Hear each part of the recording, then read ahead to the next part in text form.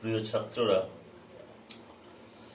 Next topic শুরু হচ্ছে coordinate bond. আমরা এ পর্যন্ত দু ধরনের বন্ড পড়লাম, একটা হচ্ছে তড়িৎযোজ্যতা বা তড়িৎযোজী বন্ধন, আর একটা হচ্ছে সমযোজী বন্ধন। এবার হচ্ছে অসমযোজী বন্ধন বা কোঅর্ডিনেট বন্ড। এটাও এক ধরনের সমযোজী বন্ধন, তবে এখানে তফাৎটা হচ্ছে সমযোজী বন্ধনে উভয় পরমাণু একটা করে ইলেকট্রন দিয়ে জোড় তৈরি করে, আর কোঅর্ডিনেট বন্ডে electron pair is donated by one atom but shared equally by both. দুজনে সমানভাবে ব্যবহার করবে এবং বাইরের কক্ষে অষ্টক পূর্ণ করবে বা দ্বৈত সূত্র পূর্ণ করবে, এবং it is represented by a sign, arrow sign.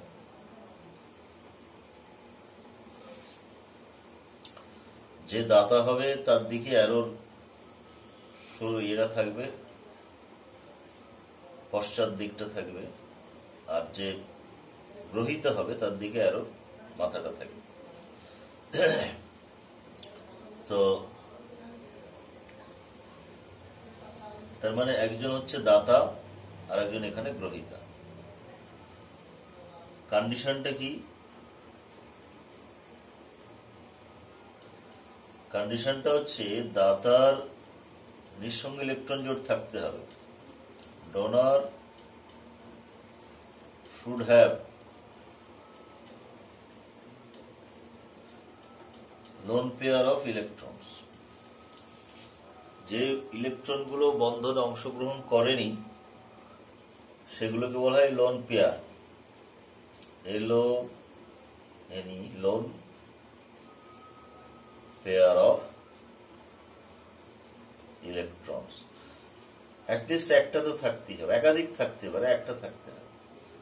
আর 2 নম্বর যে গ্রহীত হবে acceptor must have empty orbitals. ফাঁকা যদি কক্ষক থাকে তবেই সে ওই ইলেকট্রনটাকে নিতে পারবে, আদারওয়াইজ নিতে পারবে না। সেজন্য গ্রহীতার আবার ফাঁকা অরবিটাল থাকতে হবে। এই দুটো শর্ত। একটা উদাহরণ দেখা যাক।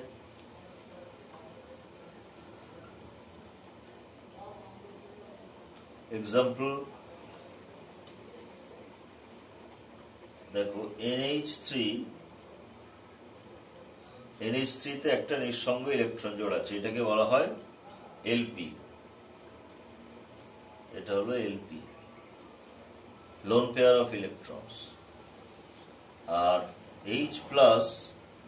H প্লাসে কোনো ইলেকট্রন নেই, ফাঁকা কক্ষক আছে H প্লাসে। তাহলে NH3 এখানে একে দান করতে পারে। তাহলে সেক্ষেত্রে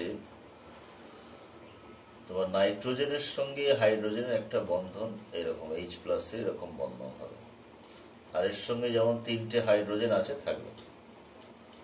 তাহলে নাইট্রোজেন অ্যামোনিয়া হলো এখানে ডোনর, আর H প্লাস হচ্ছে অ্যাকসেপ্টার। ডোনরের নিঃসঙ্গ ইলেকট্রন জোড় আছে, আর অ্যাকসেপ্টারের নেওয়ার মতো জায়গা আছে।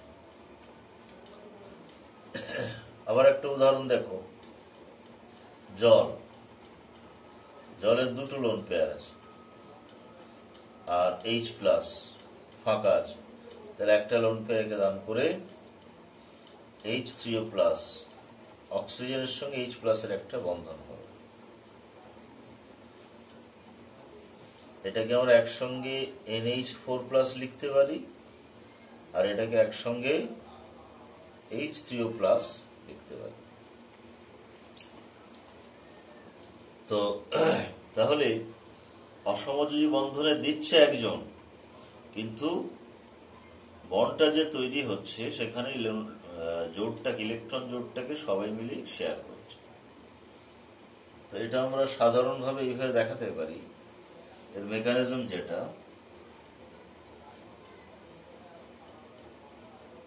মেকানিজম যেটা ধরো এ একটা পরমাণু যার নিঃসঙ্গ ইলেকট্রন জোড় আছে,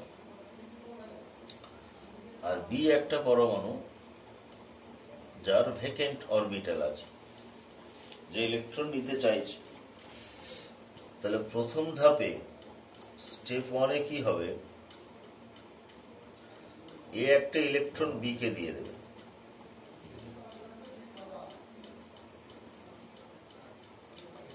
দেওয়ার ফলে এটা প্লাস হয়ে গেল।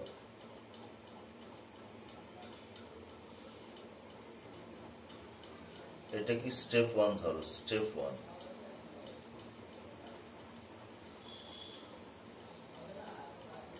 তাহলে এটা দেওয়ার পর কি হলো, এটা প্লাস হয়ে গেল আর বিটা একটা ইলেকট্রন নিয়ে মাইনাস হয়ে গেল। স্টেপ 2-তে কি হবে, এবার নর্মাল নেমে একটা দিল, একটা দিল, দিয়ে জোড় তৈরি হয়ে গেল। এই জোড়টা এবার দুজনেই ব্যবহার করছে, কিন্তু এ প্লাস আর বি মাইনাস হয়ে আছে। তাহলে এটাকে আমরা a dash B plus minus লিখতে পারি এইভাবে। তার মানে অসমযোজী বন্ধনকে আমরা সমযোজী হিসেবে দেখাতে পারি। সেক্ষেত্রে যে দাতা সে হবে প্লাস আর যে গ্রহীতা সে হবে মাইনাস। তো আবার অনেক সময় এইভাবেও দেখানো হয়। এমনি সিম্পলি যখন আমরা দেখাই, এটা হচ্ছে মেকানিজম, ক্রিয়া কৌশলটা এরকম। এমনি সিম্পলি যখন আমরা দেখাই এ একটা বি কে ইলেকট্রন দান করলো, তাতে এই বন্ডটা তৈরি হয়ে গেল। বা এটাকে যখন সমযোজী হিসেবে দেখাবো, এটা প্লাস এটা মাইনাস।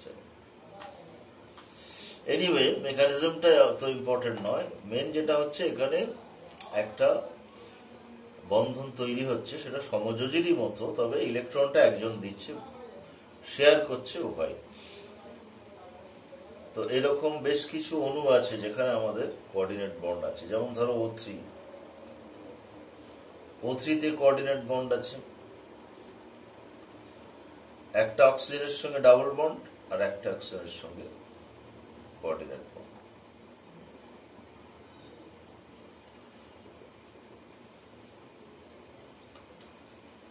তারপরে ধরো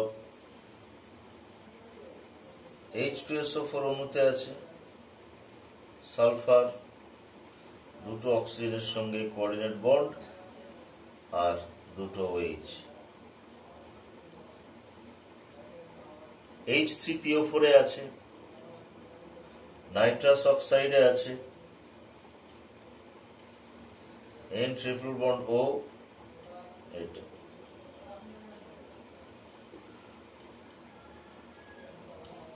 তো বেশ কিছু এরকম যৌগ আছে যাদের মধ্যে কোঅর্ডিনেট বন্ড আছে।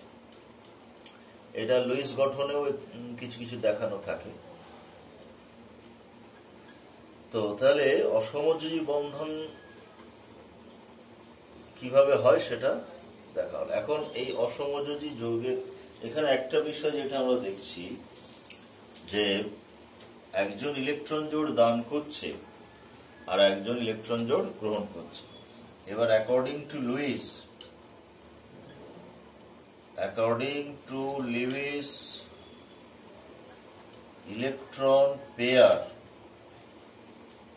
donor is base আর electron pair acceptor is acid। তাহলে অসমযোজী বন্ধনের ক্ষেত্রে তো একজন দান করছে একজন গ্রহণ করছে, তার মানে একজন বেস আর একজন অ্যাসিড। তার মানে এটা অসমযোজী বন্ধন গঠন মানেই একটা কি হচ্ছে, অ্যাসিড বেসের বিক্রিয়া হয়ে যাচ্ছে। যেমন ধরো NH3 প্লাস BF3, এটা এঁকে দিল, তাহলে নাইট্রোজেনের সঙ্গে বোরনের একটা অসমযোজী বন্ধন হলো। এ হলো বেস, এ হলো অ্যাসিড, আর এটা হলো সল্ট। অ্যাসিড বেস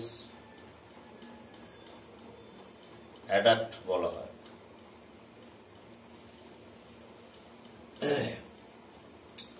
তো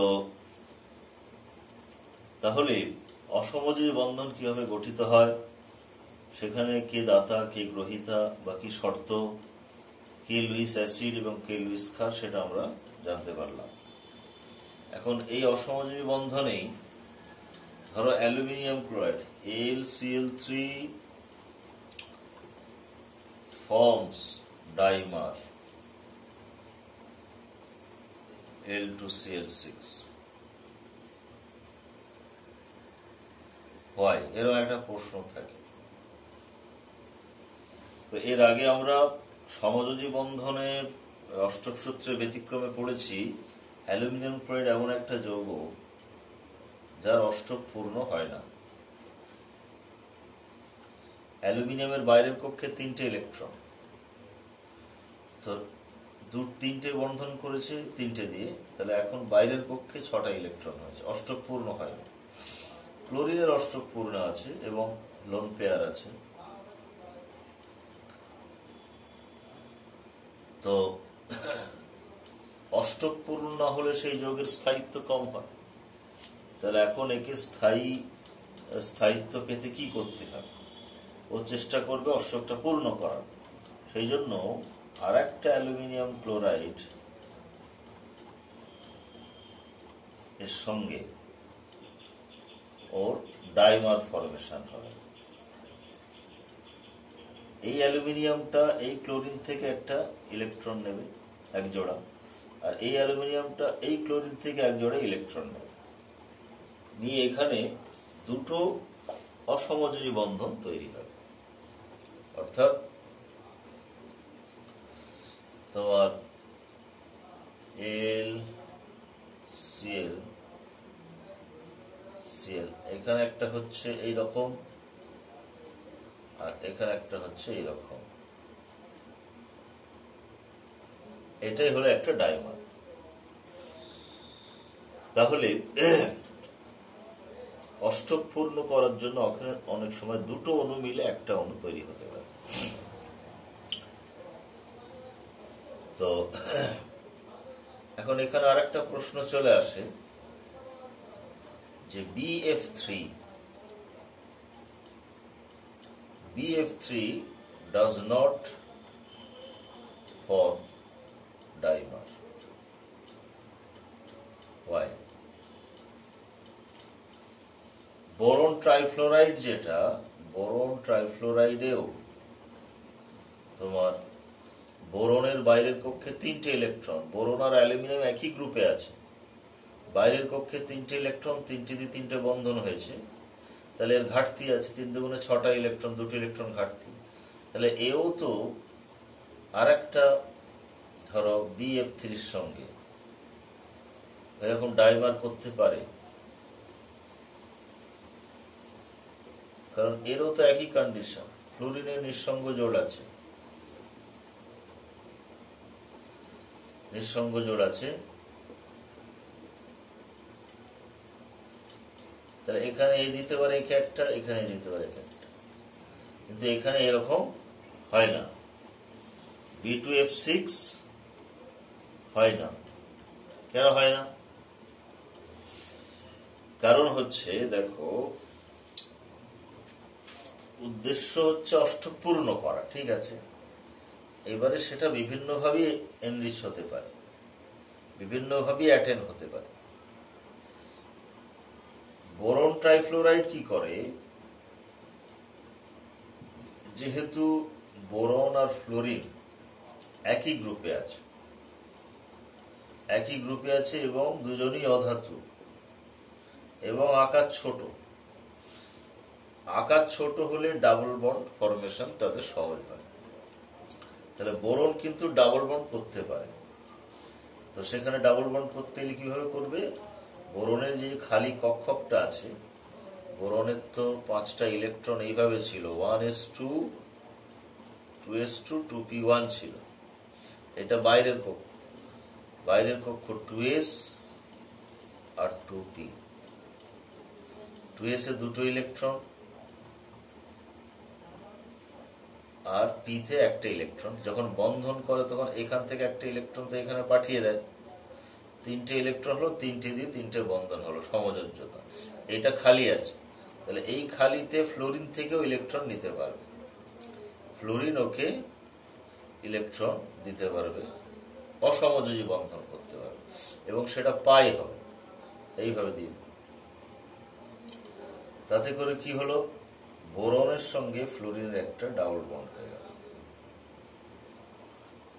এবার ডাবল বন্ডকে এটা অসমযোজী বন্ধন, একে আমরা যদি সমযোজী দিয়ে লেখাই তাহলে দাতা প্লাস হয়ে যাবে, গ্রহিতা মাইনাস হবে। এবার এইদিকে একটা ফ্লোরিন আছে, এদিকে একটা ফ্লোরিন আছে। এই ফ্লোরিনটা যেমন একটা পাই বন্ধন করার ফলে কি হলো? এখন 1 2 3 4টে বন্ধন হয়ে গেল, 4টে বন্ধন 8টা ইলেকট্রন হয়ে গেল। এই যখন পারবে দিতে তখন এও পারবে, এও পারবে, তার মানে আরো এখানে আমরা গঠন পাবো। এগুলোকে রেজোনেটিং গঠন বলে, তোমরা রেজোনেন্স পড়ছো অর্গানিকে। তো এরকম আরো দুটো গঠন আমরা পাবো। তাহলে বোরনের ক্ষেত্রে ডাইমার, BF3 ক্ষেত্রে ডাইমার গঠন করতে হচ্ছে না, ওরা নিজেরাই করতে হচ্ছে। অ্যালুমিনিয়াম এরকম করলো না, কারণ অ্যালুমিনিয়াম আকারে বড়, অ্যালুমিনিয়াম একটা ধাতু, ফলে ওরা ডাবল বন্ডের দিকে যেতে চায় না। তো তাহলে BF3 এইভাবে স্থায়িত্বটা অর্জন করছে, আর অ্যালুমিনিয়াম ক্লোরাইড ডাইমার করে স্থায়িত্বটা অর্জন করছে। তবে এরকম করলেও এরা কিন্তু অন্য কারো থেকে যার লোন পেয়ার নিতে পারবে না তা নয়, সেটাও পারবে।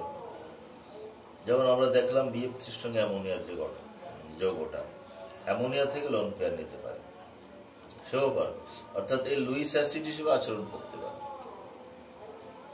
অ্যালুমিনিয়াম ক্লোরাইড একটা লুইস অ্যাসিড, BF3 একটা লুইস অ্যাসিড, দুজনেই লোন পেয়ার অন্যজনের থেকে নিতে পারবে। এবার ক্লাস 11-এ তোমাদের এখানেই তোমাদের পি ব্লকে এটা পড়ানো হবে যে BF3 BCl3 BBr3 আর BI3 বোরনে যে 4টে হ্যালাইড আছে, প্রত্যেকেরই অষ্টক পূর্ণ হয়নি, প্রত্যেকেই এক জোড়া করে ইলেকট্রন নিতে পারবে এবং লুইস অ্যাসিড হিসেবে আচরণ করতে পারবে। এখন প্রশ্নটা হয়, লুইস অ্যাসিডিটি অর্ডারটা কি হবে? লুইস অ্যাসিডিটি অর্ডার কি হবে? যে যত সহজে ইলেকট্রন জোড় নিতে পারবে সে তত ভালো লুইস অ্যাসিড।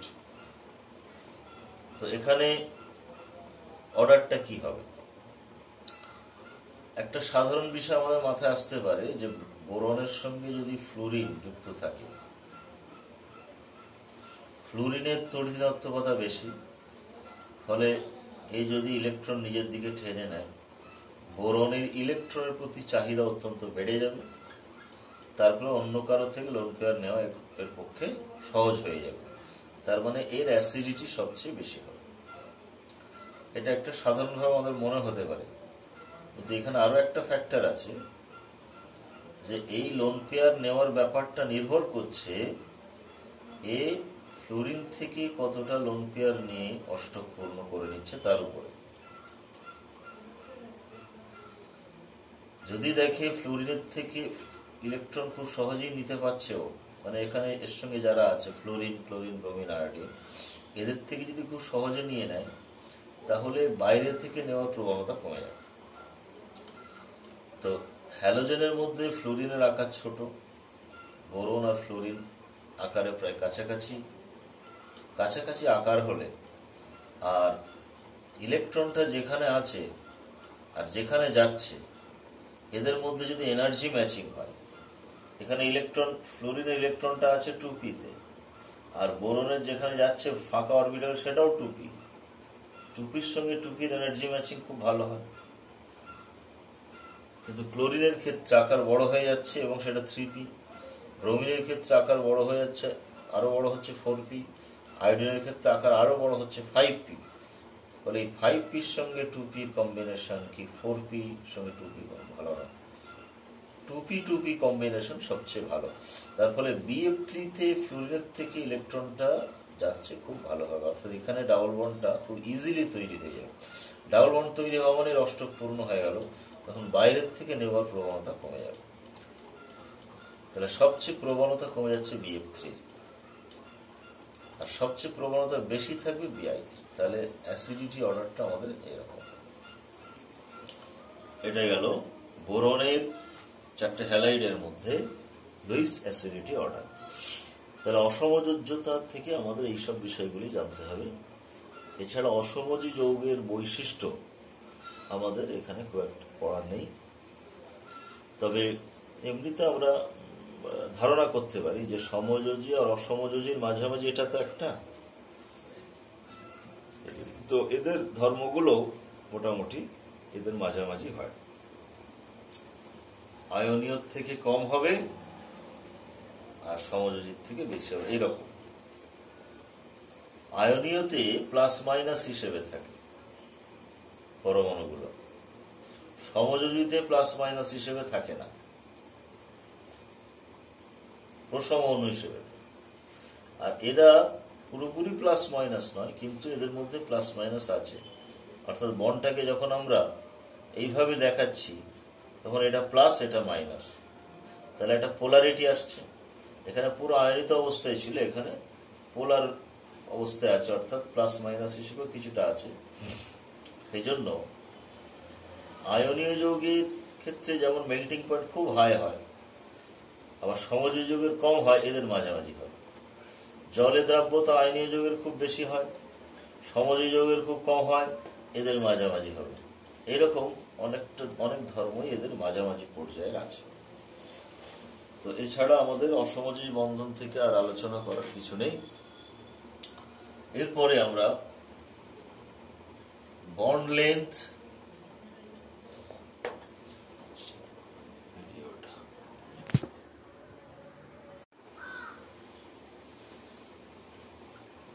তাহলে দেখো 4টে বন্ধন আছে। অ্যাভারেজ যদি করি তাহলে অ্যাভারেজ শক্তি লাগছে আমার এটা x1 plus x2 plus x3 plus x4/4। তাহলে AB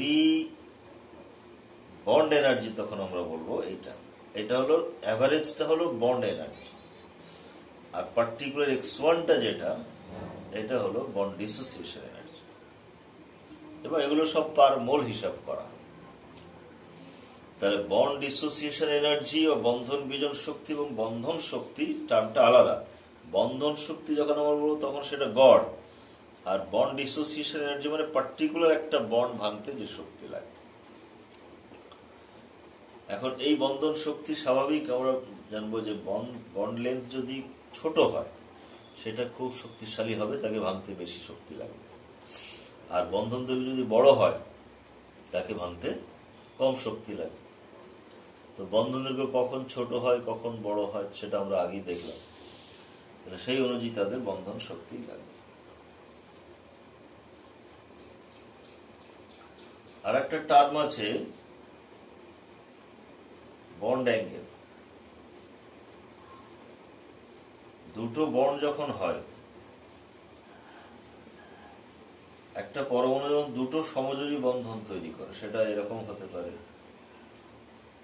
এরকম হতে পারে, অথবা এরকম হতে পারে।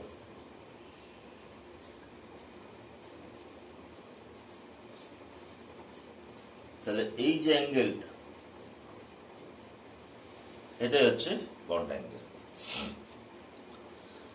আমরা সমযোজী বন্ধনের ধর্মে পড়েছি যে সমযোজী বন্ধনের দিক নির্দেশক ধর্ম আছে, একটা নির্দিষ্ট দিকে বন্ধনটা হয়, সেই জন্য তার একটা অ্যাঙ্গেলও আছে। সেটা 180 ডিগ্রি হতে পারে, 90 ডিগ্রি হতে পারে, আবার তোমার 120 ডিগ্রি হতে পারে, বিভিন্ন রকমের বন্ড অ্যাঙ্গেল হতে পারে। এই বন্ড অ্যাঙ্গেল আবার বিভিন্নভাবে পরিবর্তিত হয়, সেটা আমরা পরে পড়ব। পরবর্তী আলোচনাতে আমাদের এই bond length, bond angle, bond dissociation energy এগুলো সব আসবে, সেই জন্য প্যারামিটারগুলো সম্পর্কে একটু আলোচনা করে দেওয়া হচ্ছে। তো তাহলে দুটো সমযোজী বন্ধনের মধ্যবর্তী কোণটা কি বলা হয়? Bond angle. 3টি প্যারামিটার আমরা পেয়ে গেলাম। এখন আমরা এবার যেটা পড়ব যে শেপস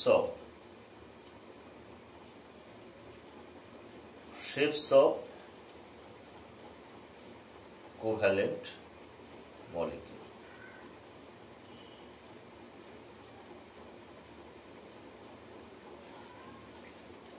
সমযোজী অণুর আকৃতি।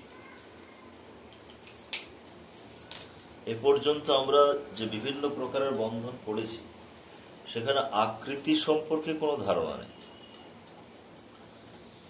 কিন্তু সমযোজী অণুর বিভিন্ন আকৃতি থাকে, জ্যামিতিক গঠন থাকে, সেই গঠন সম্পর্কে এবারে পড়া হবে।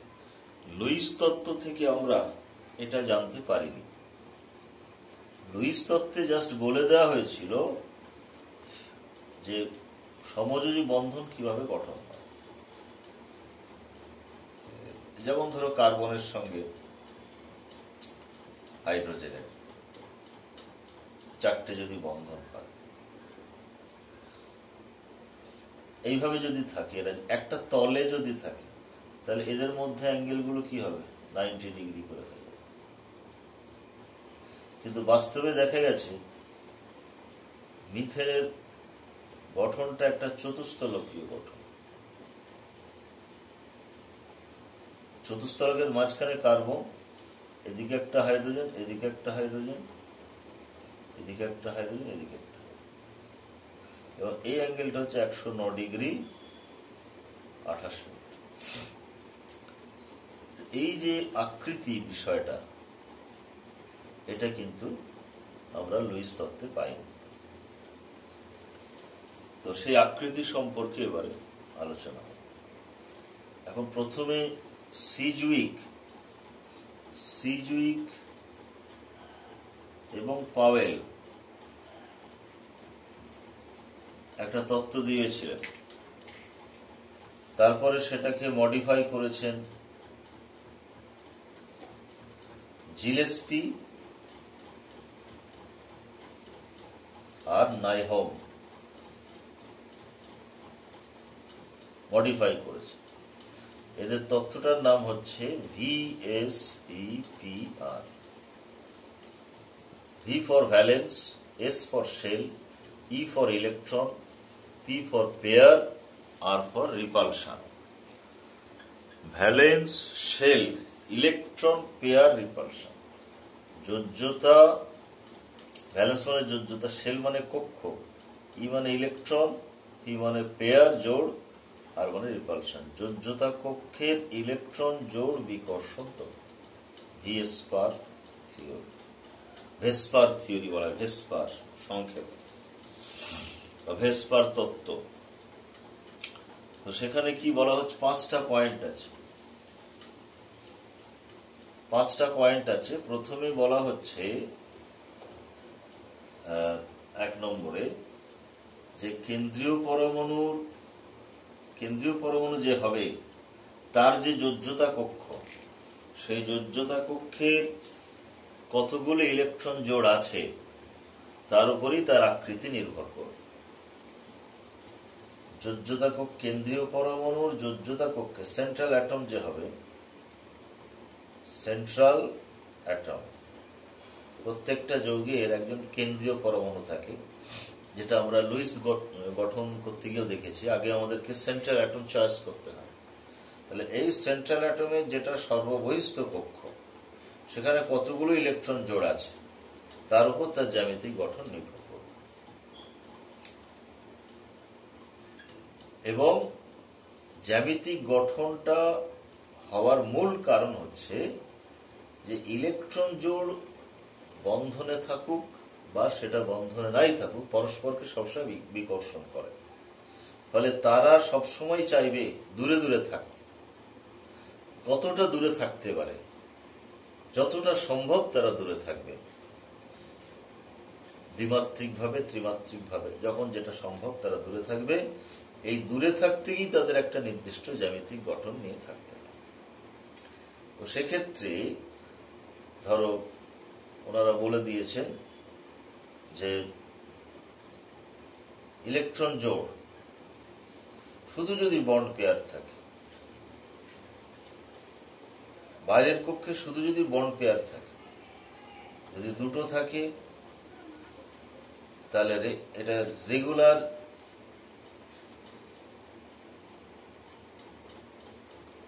জিওমেট্রিক শেপ তারা পাবে। দুটো থাকলে লিনিয়ার হয়ে যাবে। তার গঠনটা আমরা এইভাবে দেখাতে পারি, এ বি। যদি তিনটে থাকে তাহলে ট্রাইগোনাল প্ল্যানার হবে, অর্থাৎ এরকম এখানে এ, তিনটে বি, এরকম তিনটে কোণে থাকবে। এর অ্যাঙ্গেল যেমন 120 ডিগ্রি হয়, এই 180 ডিগ্রি হবে, এর অ্যাঙ্গেল হচ্ছে 120 ডিগ্রি। আবার যদি চারটে হয় তাহলে টেট্রাহেড্রাল হবে, যেটা মিথেনের ক্ষেত্রে বললাম যে এরকম মাঝখানে থাকবে এ, তার একটা চতুস্তলকে চারটে কোণে থাকবে চারটে বি, অ্যাঙ্গেল হবে 109 ডিগ্রি 28 মিনিট। যদি পাঁচটা হয়, পাঁচটা যদি বন্ড পেয়ার হয় তাহলে ট্রাইগোনাল বাই পিরামিডাল সেই গঠনটা কি রকম?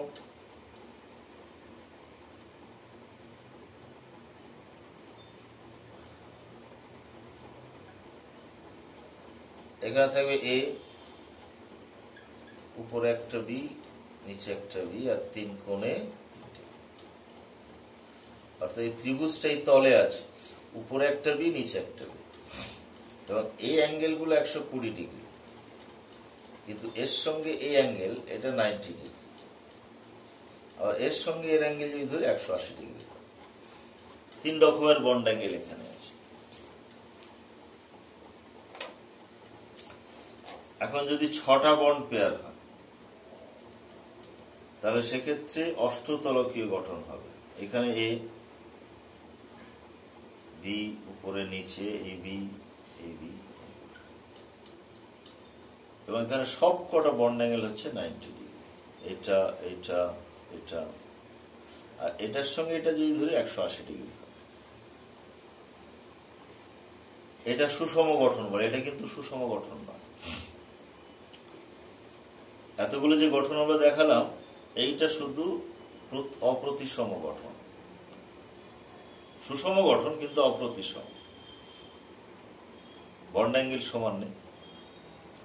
বাকি যে গঠনগুলো সবকটাতে বন্ড অ্যাঙ্গেল সমান থাকে, এগুলো সুষম গঠন। আর একটা হতে পারে 7টা যদি হয়, 7টা যদি বন্ড পেয়ার থাকে তাহলে সেই গঠনটা হবে পেন্টাগোনাল বাই পিরামিডাল।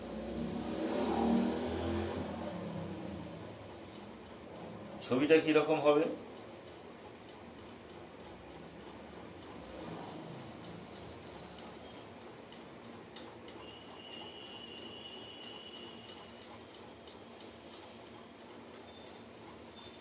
ছবিটা এরকম হবে। এই হলো ধরো এখানে এই বি, এই বি, এই বি, এই বি, এখানে বি, উপর একটা বি, নিচে একটা। 7টা বন্ধন, 7টা বন্ধন ইলেকট্রন জোড়,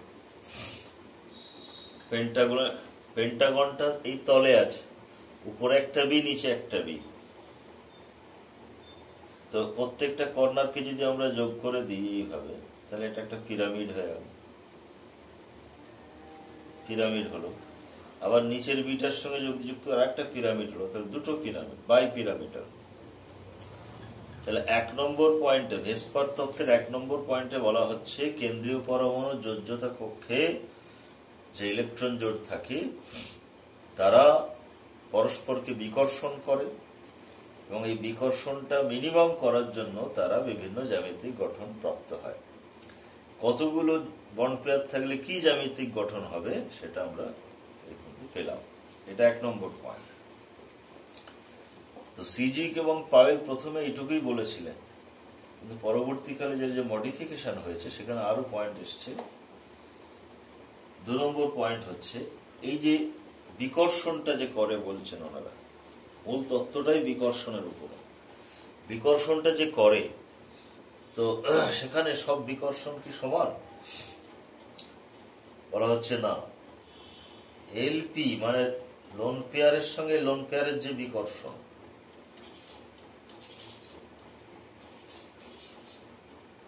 নিঃসঙ্গ জোড়ের সঙ্গে নিঃসঙ্গ জোড়ের বিকর্ষণ is greater than LP BP, নিঃসঙ্গ জোড়ের সঙ্গে বন্ধন জোড়ের বিকর্ষণ গ্রেটার দ্যান বিপি বিপি। কেন? কারণ হিসেবে এটা দেখা হয় যে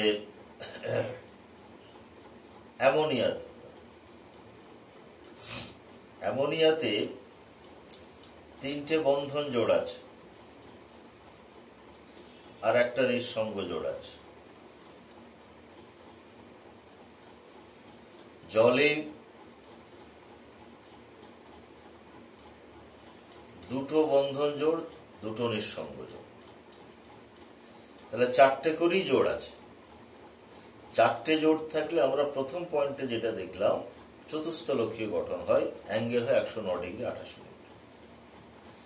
কিন্তু দ্বিতীয় পয়েন্টে যেটা বলা হচ্ছে বিকর্ষণের পরিমাণ সমান না হওয়ার কারণে এখানে 4টে জোড় থাকলেও এই বন্ড অ্যাঙ্গেল কিন্তু আর 109 ডিগ্রি 28 মিনিট হচ্ছে না, এটা হয়ে গেছে 107 ডিগ্রি 28 মিনিট, আর এটা হয়ে গেছে 104 ডিগ্রি 28 মিনিট।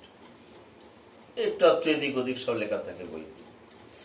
তাহলে সবারই 4টে বন্ধন জোড় আছে, সবারই এরও আছে এরও আছে, তাহলে অ্যাঙ্গেল চেঞ্জ হয়ে যাচ্ছে কেন?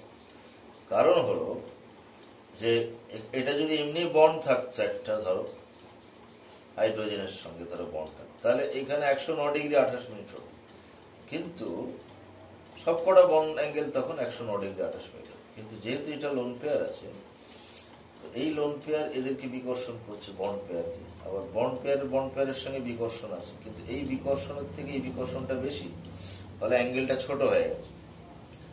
আবার লোন পেয়ারের সঙ্গে লোন পেয়ারের বিকর্ষণ আরো বেশি, ফলে এরা অনেক বিকর্ষণ করছে, আবার সেই বিকর্ষণ এখানে এসে পড়ছে, তার ফলে এর অ্যাঙ্গেল আরো ছোট হয়ে যাচ্ছে। সুতরাং বিকর্ষণের পরিমাণটা কিন্তু সমান না। তাহলে মিথেনের ক্ষেত্রে 4টেই বন্ড পেয়ার থাকে, সেখানে সুষম বন্ড অ্যাঙ্গেল 109 ডিগ্রি 28 মিনিট, চতুস্তলকীয় গঠন। কিন্তু এর ক্ষেত্রে সুষম গঠন হবে না, বন্ড অ্যাঙ্গেলও সুষম হবে না, 109 থেকে কমে যাবে। আর আকৃতিটা আমরা এখানে এই লোন পেয়ার জ্যামিতিক আকার নির্ধারণ করে না, শুধু বন্ড পেয়ার গুলো জ্যামিতিক আকার নির্ধারণ করে। ফলে এর গঠনটাকে আমরা এইরকম ভাববো, ধরো এটা একটা বেস যদি ধরি ত্রিভুজ, আর এখান থেকে এখানে যোগ করলে একটা পিরামিড হয়ে যাচ্ছে, তাহলে এটার গঠন হয়ে গেল, শেপটা হয়ে গেল pyramidal.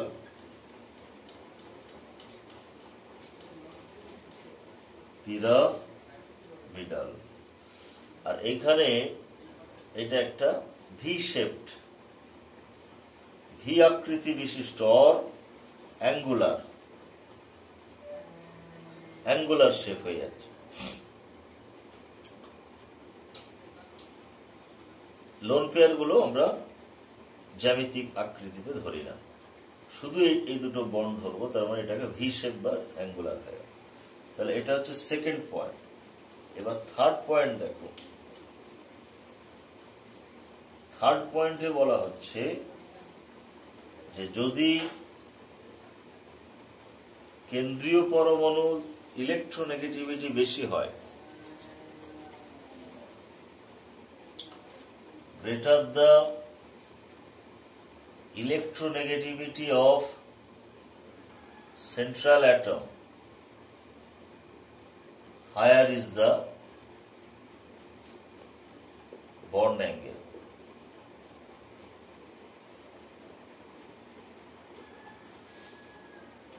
R greater the electronegativity of terminal atom,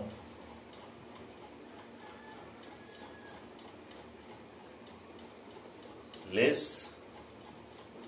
is the bond angle.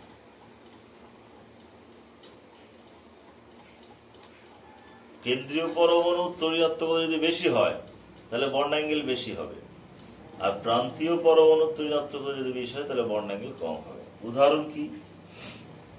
ধরো NH3 এই মাত্র আমরা দেখলাম এর বন্ড অ্যাঙ্গেল 107 ডিগ্রি 28 মিনিট। আবার এরকম একটা যৌগ NF3 হতে পারে, NF3 নাইট্রোজেন ট্রাইফ্লোরাইড। তো সেক্ষেত্রে বন্ড অ্যাঙ্গেল সমান হবে নাকি পার্থক্য হবে? তো অ্যাকর্ডিং টু VSCPR বা ভেসপার রুল, বন্ড অ্যাঙ্গেল কিন্তু এখানে কমে যাবে। কেন কমবে? এই যে এখানে কেন্দ্রীয় পরমাণু নাইট্রোজেন, প্রান্তীয় পরমাণু হাইড্রোজেন, নাইট্রোজেনের তড়িৎত্বকতা বেশি, তাহলে এখানে বন্ড অ্যাঙ্গেল বেশি হবে আর এখানে বন্ড অ্যাঙ্গেল কম হবে। NF3 তে বন্ড অ্যাঙ্গেলটা লেস দেন 107 ডিগ্রি 28 মিনিট। মান দেখলেও আমরা বলতে পারবো বই থেকে। কারণটা কি? দেখ, কেন্দ্রীয় পরমাণু তড়িৎত্বকতা বেশি হলে ইলেকট্রনগুলো সব এর কাছে চলে আসবে, ফলে এ হয়তো বিকর্ষণ করে বন্ড অ্যাঙ্গেল কমিয়ে দিচ্ছে 109 থেকে, কিন্তু এদের মধ্যে যেহেতু ইলেকট্রন পেয়ারগুলো কাছে চলে এসছে, বন্ড পেয়ারগুলো, এদের বিকর্ষণটা বেড়ে যাবে। ফলে এর বিকর্ষণ বেশি হলেও, অ্যাঙ্গেলটা রিডিউস হলেও খুব বেশি রিডিউস হবে না, 109 থেকে 7 হবে। কিন্তু এখানে যেহেতু ফ্লুরিনের তড়িৎত্বকতা বেশি, প্রান্তীয় পরমাণু, তাহলে বন্ধন যৌগ দূরে দূরে চলে গেছে, ফলে এর বিকর্ষণটা এখন বেশি প্রভাব বিস্তার করবে, অ্যাঙ্গেলটা অনেক ছোট হয়ে যাবে, 107 থেকে কমে 100-র কাছাকাছি ধরে চলে আসবে। তাহলে এই যে থিওরিটা, সেটা আমরা একটা উদাহরণের সাহায্যে বুঝতে পারলাম। একই ঘটনা ঘটবে তুমি যদি PH3 আর PF3 নাও, তবে সেখানে অবশ্য একটু ব্যতিক্রম আছে, সেটা পরে আসছি। দেখো, তাহলে এই পয়েন্টটা দিয়ে আমরা ব্যাখ্যা করতে পারলাম যে NH3 আর NF3 একই ধরনের যৌগ, কিন্তু বন্ড অ্যাঙ্গেল কেন তফাৎ হয়ে যাচ্ছে। 4 নম্বর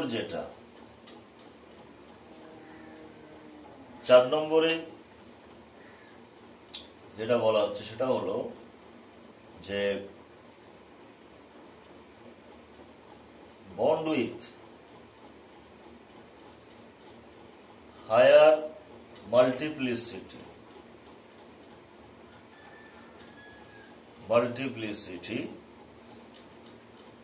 exerts greater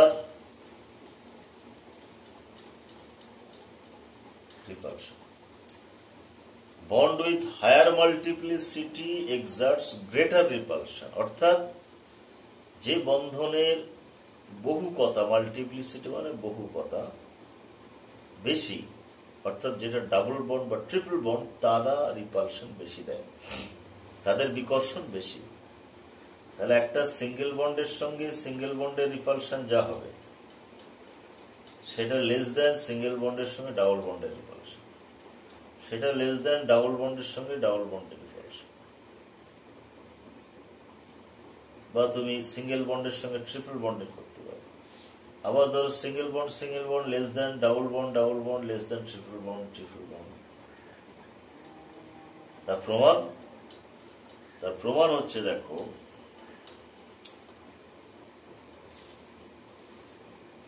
COCl2 যৌগ কার্বনিল ক্লোরাইড, এর গঠনটা কি রকম? O double bond C Cl Cl। অর্থাৎ একটা সমবাহু ত্রিভুজে মাঝখানে থাকে C আর কেন্দ্রে থাকে C, মাঝখানে থাকে C আর প্রান্তগুলোতে থাকে এই পরমাণু, এবং এটা ত্রিকোণীয় সমতলীয় গঠন।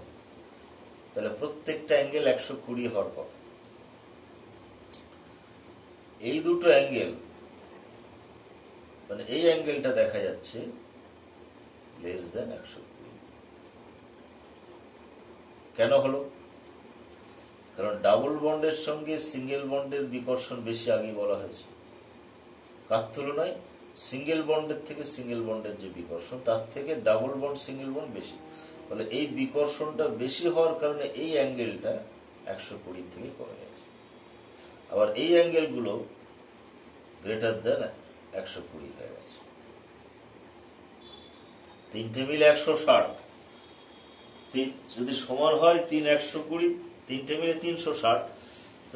যদি তিনটেই 120 হয় 360 হবে, কিন্তু এখানে এটা 120 থেকে কম আর এই দুটো 120 থেকে বেশি হয়। তার কারণ হচ্ছে এটা। ইথিলিনেও আমরা এরকম পাই। ইথিলিন C2H4, অর্গানিক পড়ার সময় নিশ্চয় পড়েছো তোমরা। C double bond C H H H H। তাহলে এখানে এইটা যেমন একটা সমবাহু ত্রিভুজ, আবার এইটাও একটা সমবাহু ত্রিভুজ। এই অ্যাঙ্গেল সব 120 করে হওয়া উচিত। দেখা যায় এই অ্যাঙ্গেলটা লেস দেন 120 ডিগ্রি। তার মানে এই যে ডাবল বন্ডের সঙ্গে সিঙ্গেল বন্ডের যে রিপালশন, এই রিপালশনটা বেশি হওয়ার কারণে এই অ্যাঙ্গেল ছোট হয়ে গেছে। তাহলে আমরা দেখলাম যে বন্ড মাল্টিপ্লিসিটি কারণে, মানে ডাবল বন্ডের বিকর্ষণ বেশি, ট্রিপল বন্ডের বিকর্ষণ বেশি। এটা দিয়ে আমরা এটা ব্যাখ্যা করতে পারি। ধরো PH3 আর PF3, PH3 তে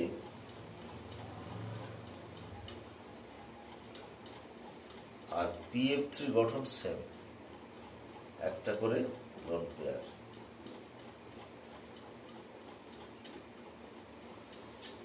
এইমাত্র আমরা NH3 আর NF3 দিয়ে একটা ব্যাখ্যা করেছি, সেখানে 3 নম্বর তত্ত্ব প্রয়োগ করেছি।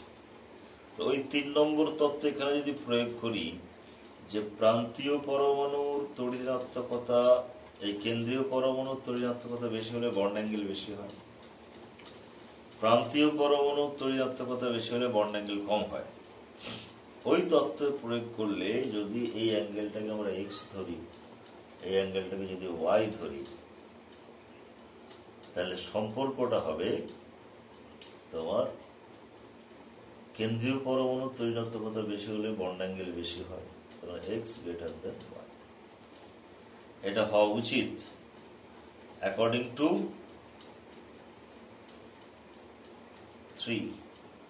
থিওরি 3 নম্বর তত্ত্ব। কিন্তু বাস্তবে যেটা হয়, রিয়েলিটি যেটা, X লেস দেন Y। কেন এরকম হয়? কারণ হচ্ছে 4 নম্বর পয়েন্ট। এখানে আমরা এই যে সিঙ্গেল বন্ড দেখছি, এটা আপাত দৃষ্টিতে সিঙ্গেল বন্ড হলেও প্রকৃতপক্ষে এখানে একটা ডাবল বন্ড আছে।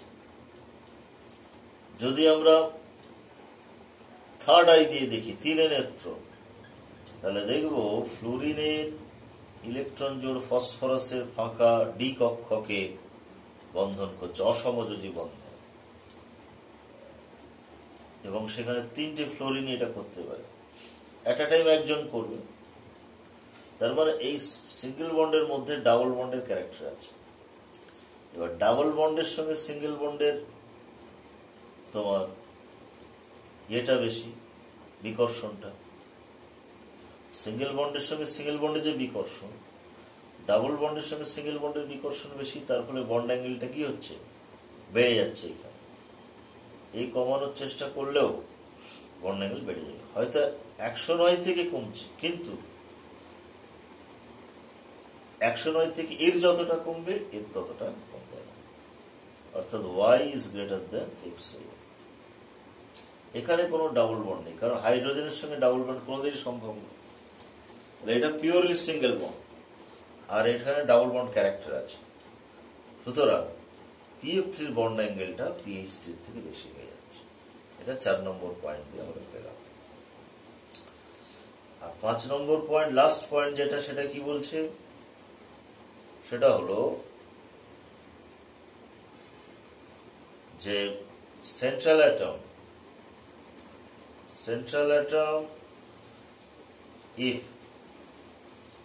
if central atom contains vacant orbital,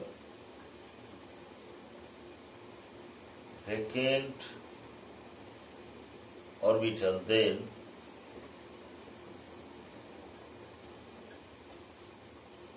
it faces greater repulsion.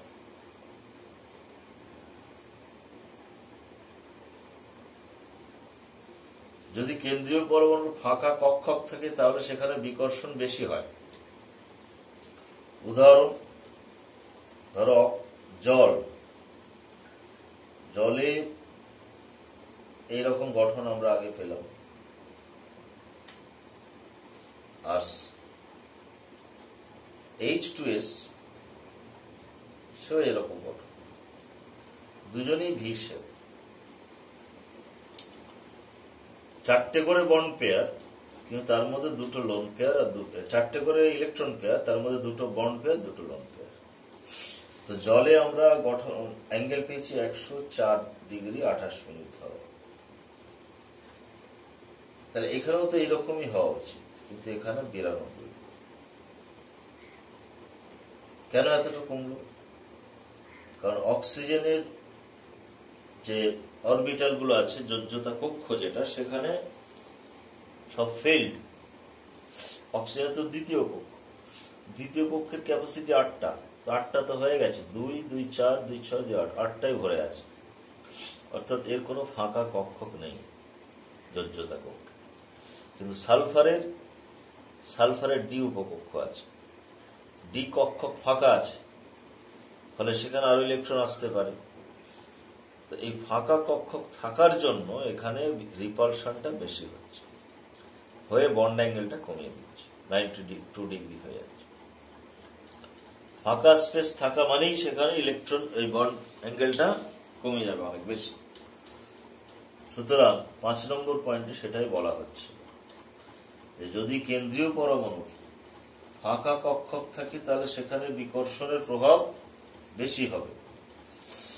তাহলে আমরা মোটামুটি ভেসপার তত্ত্বে 5টা পয়েন্ট আলোচনা করলাম। এবারে এই 5টা পয়েন্টের ক্ষেত্রে উদাহরণ দিয়ে আমরা ব্যাখ্যা করলাম।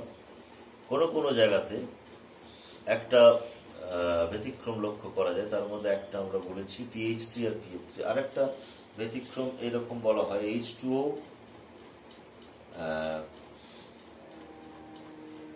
F2O আর Cl2, এই 3টে সেম গঠন।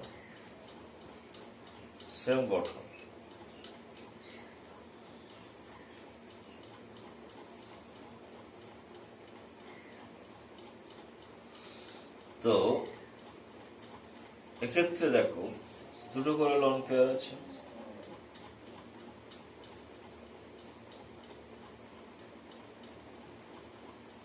সবার দুটো করে লোন পেয়ার।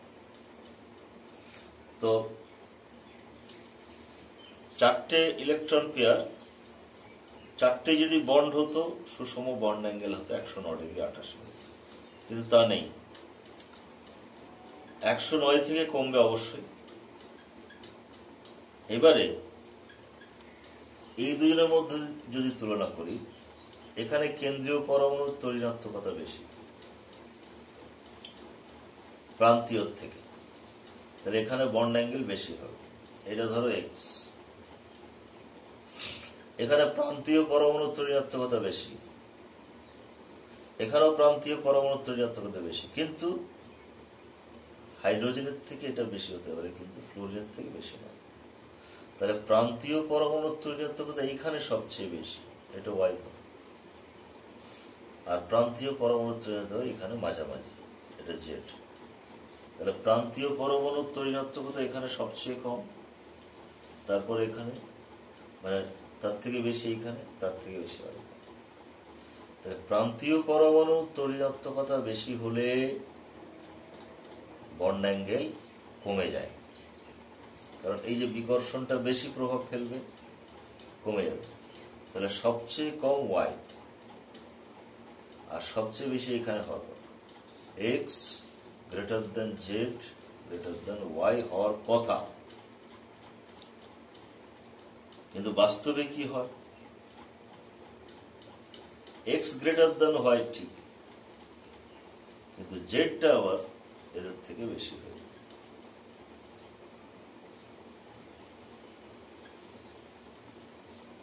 এটা ঠিক নয়, এটা ঠিক। অর্থাৎ জলের অ্যাঙ্গেলের থেকে ওয়েভ টুর অ্যাঙ্গেল ছোট, এটা ঠিক, এবং এটা ওই 3 নম্বর তত্ত্ব মেনে হয়েছে, এবং সেই তত্ত্ব মেনেই জেড এর অ্যাঙ্গেলটা মাঝামাঝি, জেডটার মানটা মাঝামাঝি হওয়ার কথা, কিন্তু সেটা হচ্ছে না, হচ্ছে এটা জেড অ্যাঙ্গেলটা সবচেয়ে বেড়ে গেল। এটার কারণ হচ্ছে 4 নম্বর তত্ত্ব। এখানে ওই ক্লোরিনের ভ্যাকেন্ট ডি আছে, এখানে ডাবল বন্ড ক্যারেক্টার চলে আসছে। অক্সিজেনের এই যে লোন পেয়ার, এই লোন পেয়ার এখানে ডোনেশন হয়ে এখানে বন্ধন তৈরি হচ্ছে, ফলে ডাবল বন্ড ক্যারেক্টার চলে আসছে। ডাবল বন্ডের সঙ্গে সিঙ্গেল বন্ডের বিকর্ষণ বেশি, তার ফলে এখানে বন্ড অ্যাঙ্গেল বেশি হয়ে যাচ্ছে। তাহলে এটা 4 নম্বর তত্ত্ব। ফলে ব্যতিক্রম বলতে কি, যে কোনো একটা তত্ত্ব সেখানে অ্যাপ্লিকেবল হচ্ছে, এবার একটা আরেকটার উপর প্রভাব বিস্তার করছে, এটা হয়েই থাকে। তাহলে ভেসপার তত্ত্ব থেকে আমরা যেটা জানতে পারলাম, যে একটা কেন্দ্রীয় পরমাণুর বাইরের কক্ষে, যোজ্যতা কক্ষে যে ইলেকট্রন জোড়গুলো থাকে তাদের মধ্যে বিকর্ষণ হয়, তার ফলে একটা নির্দিষ্ট জ্যামিতিক গঠন পায়। এবার এই বিকর্ষণগুলো কোথায় কিভাবে প্রভাব বিস্তার করছে সেটা আমরা পড়লাম, কোনটা কম কোনটা বেশি সেটা পড়লাম। তাহলে ভেসপার তত্ত্ব দিয়ে আমরা সমযোজী অণুর একটা আকৃতি আমরা বর্ণনা করতে পারছি। তোমাকে যে কোনো একটা অণু যদি দিয়ে দেয়, যদি বলা হয় যে ধরো কার্বন ডাইঅক্সাইডের অণুর গঠন কি হবে, কি আরো সহজ দেখে একটা ধরি, ধরো তোমার ধরো SiH4, তাহলে এখানে তুমি দেখছো যে সিলিকন হচ্ছে কেন্দ্রীয় পরমাণু, সিলিকন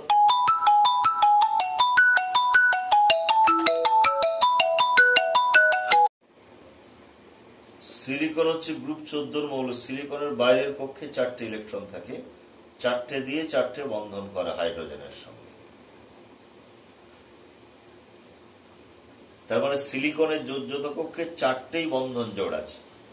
তো ভেসপার তত্ত্ব অনুযায়ী 4টে বন্ধন জোড় যদি থাকে, তারা পরস্পরকে বিকর্ষণ করবে, এবং এই বিকর্ষণ মিনিমাম করার লক্ষ্যে তাদের গঠনটা হবে চতুস্তলক, টেট্রাহেড্রন।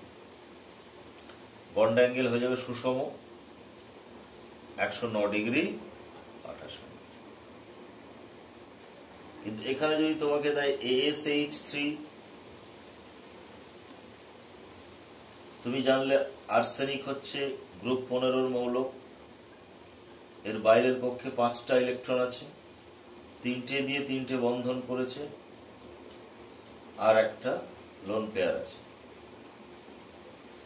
তাহলে ভেসপার তত্ত্ব বলছে যে 4টে বন্ধন জোট থাকলেও এর লোন পেয়ার থাকার কারণে গঠনটা সুষম হবে না, এবং লোন পেয়ারের সঙ্গে বন্ড পেয়ারের বিকর্ষণ বন্ড পেয়ারের সঙ্গে বন্ড পেয়ারের থেকে বেশি, তার ফলে এখানে বন্ড অ্যাঙ্গেল 109 থেকে কমে যাবে এবং এর গঠনটা হয়ে যাবে পিরামিডীয় গঠন।